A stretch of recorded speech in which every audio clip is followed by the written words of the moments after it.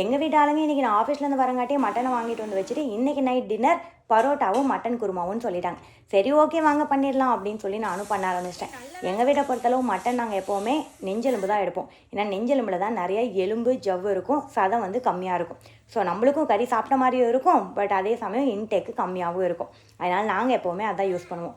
அதுக்கப்புறம் பார்த்தீங்கன்னா நான் இப்போ ஒன்று மசாலா போட்டேன் பார்த்தீங்களா, அதுதான் மேஜிக் மசாலா. மேஜிக் மசாலா ஒன்றும் இல்லைங்க, எல்லாத்தையும் வந்துட்டு ஃப்ரெஷ்ஷாக அப்படியே வந்துட்டு வறுத்து அரைச்சி எடுத்து பொடி பண்ணி போட்டிங்கன்னா அதோட டேஸ்ட்டே அவ்வளோ சூப்பராக இருக்கும்.